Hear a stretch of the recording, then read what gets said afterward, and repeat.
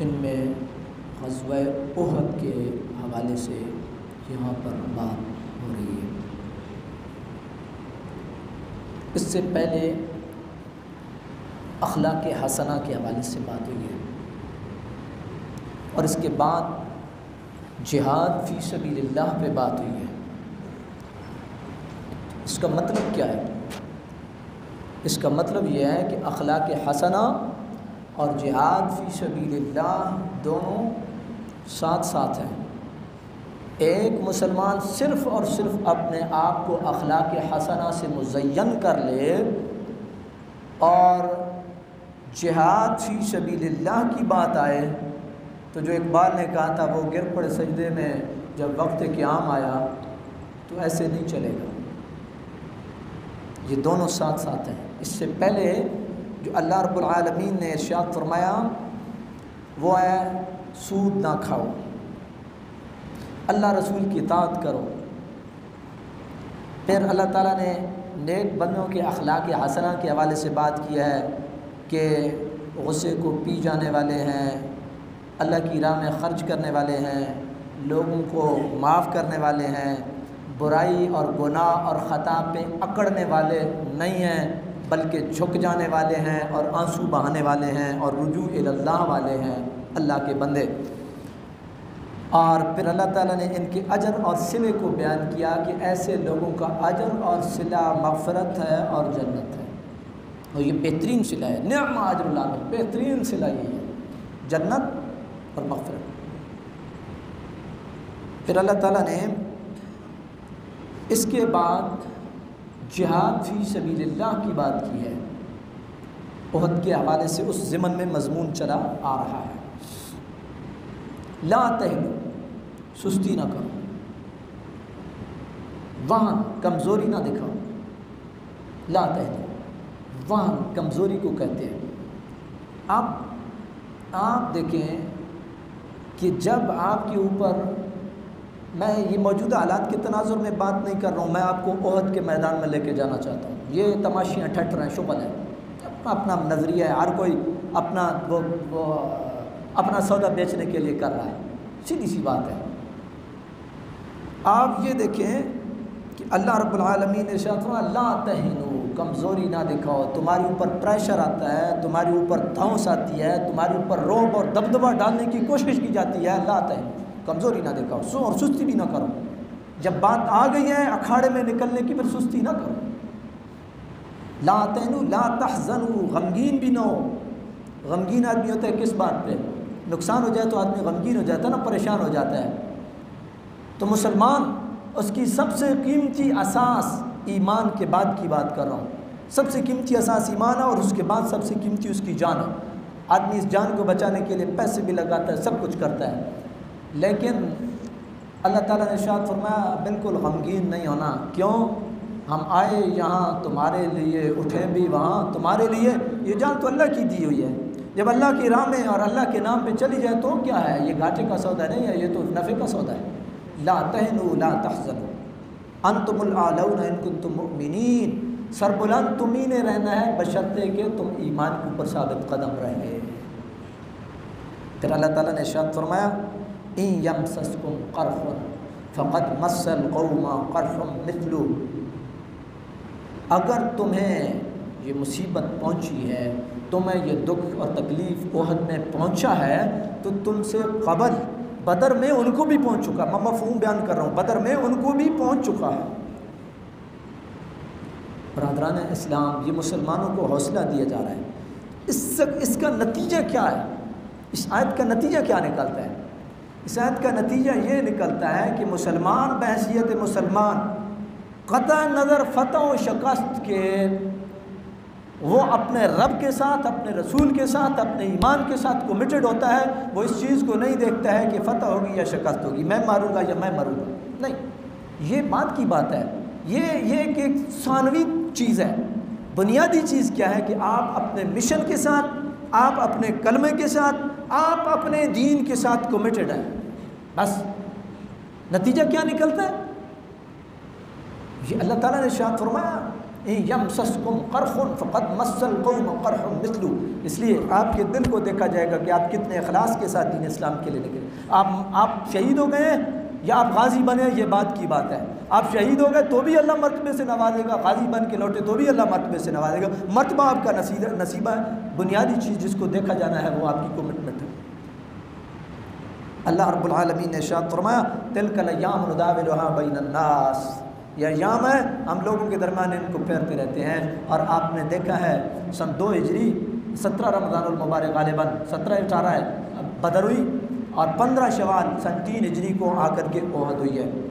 اور مسلمان جو ہے بہرحال اس میں مسلمانوں تقریباً 70 کے قریب مسلمان شہید ہوئے ہیں۔ اللہ رب العالمین نے ارشاد فرمایا یہ ایام ہم لوگوں کے درمیان پھیرتے رہتے ہیں۔ اور یہ وہ تفسیر ہے جس تفسیر کو آپ اپنی آنکھوں سے ملاحظہ کرتے ہیں معاشرے میں۔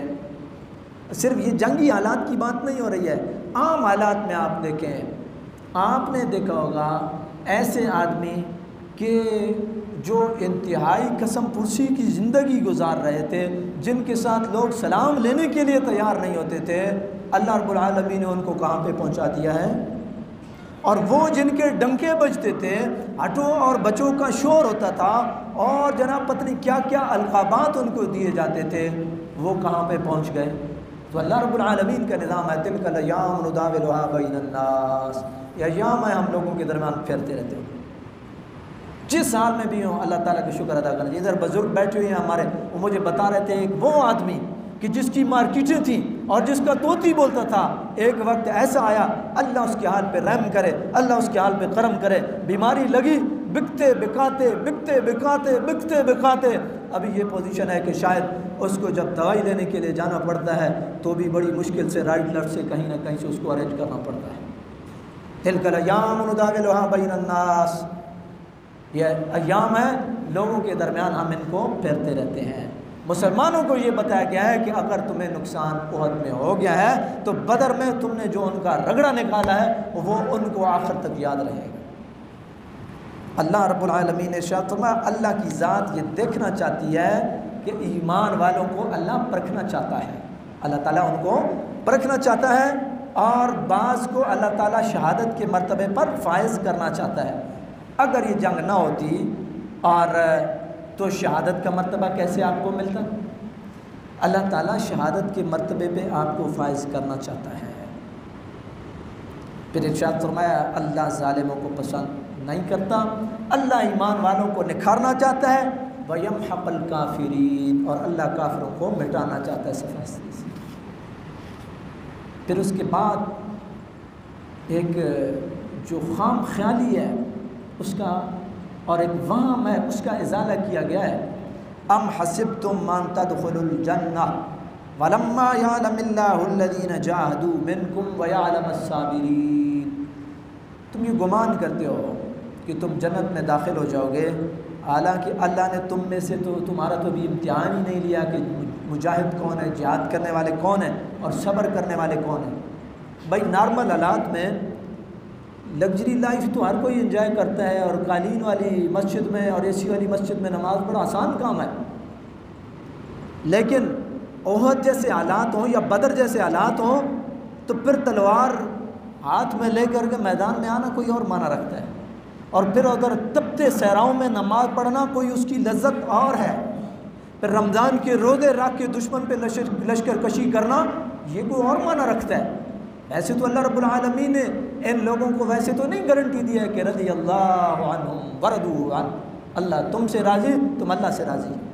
یہ وہ لوگ ہیں کہ جن کو اللہ نے پرکھا، جانچا، پرکھا، امتحان لیا، پھر امتحان لینے کے بعد آپ نے کسی کو چھوٹی سی ڈگری دینی ہو تو آپ اس سے امتحان لیں تو اللہ رب العالمین کسی کو اس مرتبے پہ فائز کرے کہ اسد اللہ و اسد رسولی، اللہ کا شعر رسول اللہ کا شعر، تو وہ بنا پرکھے وہ ہو جائے گا، ایسے نہیں ہے، اللہ تعالیٰ کی سنت ہے۔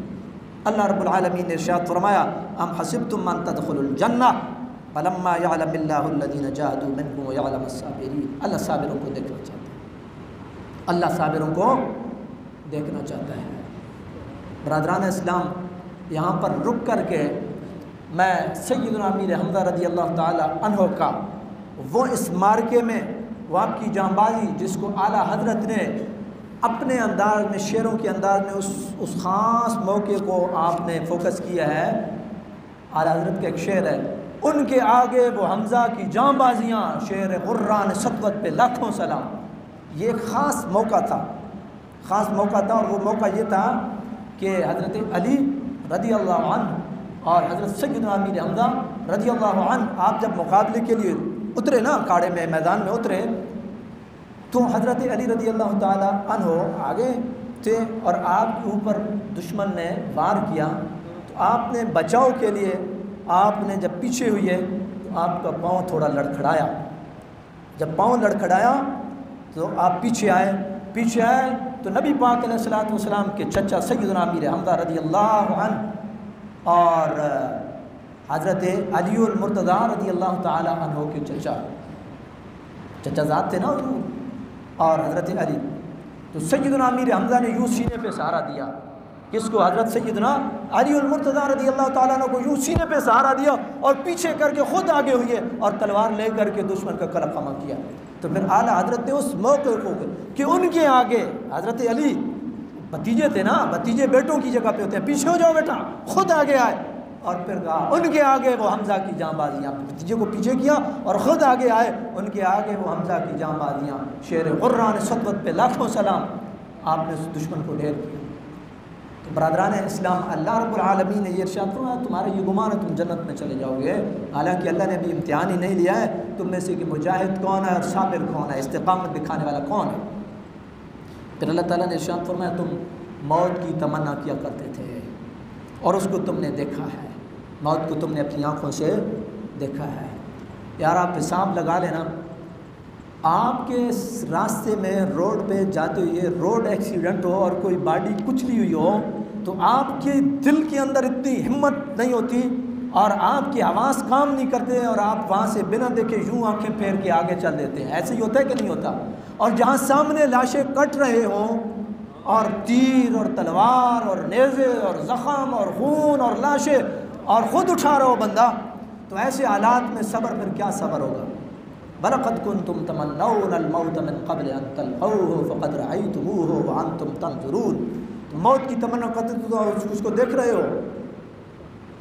برادران اسلام، یہ احد میں بدر میں مسلمان خواہش کرتے تھے یا اللہ دوبارہ کوئی موقع آئے تو ہم جو رہ گئے ہیں ہم کم از کم اللہ کی راہ میں اپنی جانوں کے نذرانے پیش کر سکیں۔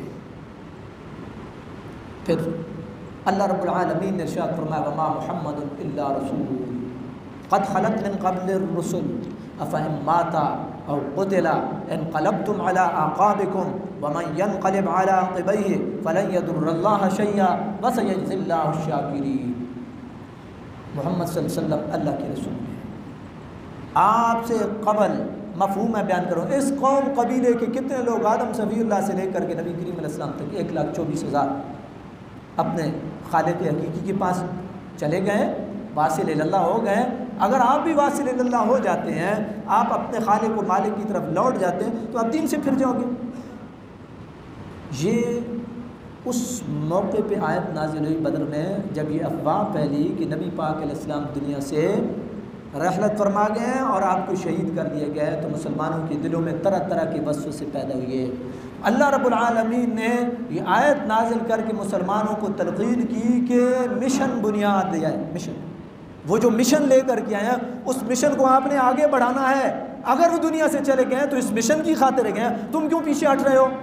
حضرت آدم سے لے کر کے دیکھ لو نا، حضرت عیسیٰ روح اللہ تک کتنے انبیاء ہیں، کم و بیش 1,24,000 سارے کے سارے اپنے اپنے وقت پہ چلے گئے کہ نہیں چلے گئے؟ نبی کریم علیہ السلام نے بھی اپنے وقت پہ چلے جانا ہے، لیکن آپ نے دین سے نہیں پھرنا ہے۔ مطلب یہ آپ کی تعلیمات، آپ کا مشن وہ جاری رہنا چاہیے۔ وما محمد الا رسول قد خلت من قبله الرسل افان مات او قتل انقلبتم على اعقابكم ومن ينقلب على عقبيه فلن يضر الله شيئا وسيجزي الله الشاكرين۔ اور اس سے آگے ایک اور بڑا پیغام ہے، آپ نے مختلف حالات ان کو فیس کیا ہے، اور یہ جو آیت ہے یہ بدر سے احد سے زیادہ رسک کسی جگہ پہ نہیں ہو سکتا ہے۔ یہ جو ہم کہتے ہیں نا رزق ہے اور یہ ہے اور وہ ہے، یہ ابھی کرونا آ گیا ہے تو ابھی یہ آ گیا ہے تو ابھی وہ آ گیا ہے، تو ہوگا جو بھی ہوگا، میں اس باس میں نہیں پڑھتا ہوں، لیکن میں آپ کو آیت پڑھ کے اس کا ترجمہ کر کے بتانے لگا ہوں۔ اللہ رب العالمین نے اس موقع پر ارشاد فرمایا وَمَا كَانَ لِنَفْسٍ أَن تَمُوتَ إِلَّا بِإِذْنِ اللَّهِ كِتَابًا مُؤَجَّلًا، کسی بھی نفس کو اللہ کے اذن اور اللہ کے حکم کے بغیر موت نہیں آنی ہے، اور موت بھی وقت مقرر پہ آنی ہے، وقت مقرر پہ آنی ہے۔ آپ نے دیکھا ہوگا وقت مقرر کینسر سے لڑتے مریض سالہ سال سروائیو کرتے رہتے ہیں، اور ایک تنومند اور صحت مند آدمی جھٹ پٹ میں دنیا سے چلا جاتا ہے۔ آپ کہتے ہیں ابھی میرے ساتھ تھا، ابھی میرے ساتھ یوں ابھی نکلا ہے، لیکن کیا ہے، اس کا وقت مقرر آ گیا تھا اور دوسرے کا وقت مقرر نہیں آیا ہے۔